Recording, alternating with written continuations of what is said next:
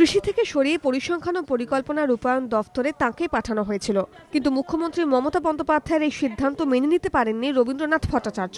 নতুন দফতর চালাতে তিনি অপারগ মুখ্যমন্ত্রীকে জানিয়েও দিয়েছেন তিনি। কিন্তু মাস্টারমশাইয়ের মন্ত্রিত্ব ছাড়ার সিদ্ধান্তে নিরাপত্তাহীনতায় ভুগছেন সিঙ্গুরের কৃষকদের একাংশ। তাদের আশঙ্কা, মাস্টারমশাই মন্ত্রিসভা ছেড়ে চলে এলে তাদের কথা কে ভাববেন? তাহলে কি আদৌ জমি ফেরত পাওয়া যাবে?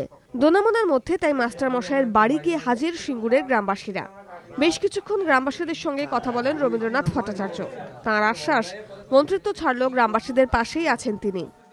মন্ত্রিত্বের বদল হয়েছে বলে কৃষকদের প্রতি অন্যায় অবিচার যেমন হয়েছে সেটা থেকেই যাবে, সেটাও আমি তাদের বলিনি। সুতরাং বিশ্বাস করি আমার মন্ত্রিত্বের বদল হলেও সেখানে সিঙ্গুরের কৃষকদের স্বার্থ রক্ষিত হবে, যেখানে স্বয়ং মুখ্যমন্ত্রী এই সিঙ্গুরের কৃষকদের স্বার্থে তিনি সম্পূর্ণ সচেতন এবং স্বার্থ রক্ষার জন্য প্রচেষ্টা অবিরলভাবে চালিয়ে যাচ্ছেন।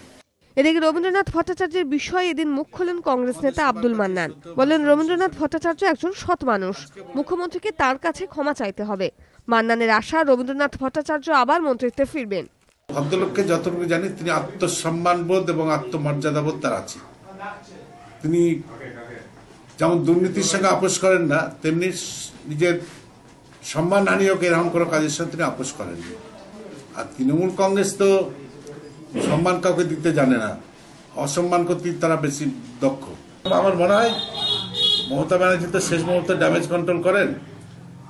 রাষ্ট্রপতি নির্বাচনে যেমন লাস্টে কেউ পাল্টি খেয়ে গেলেন, এখানে হয়তো পাল্টি খেয়ে গিয়ে আবার ওই মন্ত্রীর কাছে গিয়ে ক্ষমা টমা চেয়ে বলবেন যা হয়েছে ভুল হয়েছে। 30 তারিখ প্রশাসনিক বৈঠকে যোগ দিতে সিঙ্গুর যাচ্ছেন মুখ্যমন্ত্রী। তাই মমতা বন্দ্যোপাধ্যায়ের সফরের কথা ভেবে সিঙ্গুরের গ্রামবাসীদের আগাম সতর্ক করে দিয়েছেন রবীন্দ্রনাথ ভট্টাচার্য। সৌরভ বন্দ্যোপাধ্যায়ের রিপোর্ট, এবিপি আনন্দ, হুগলি।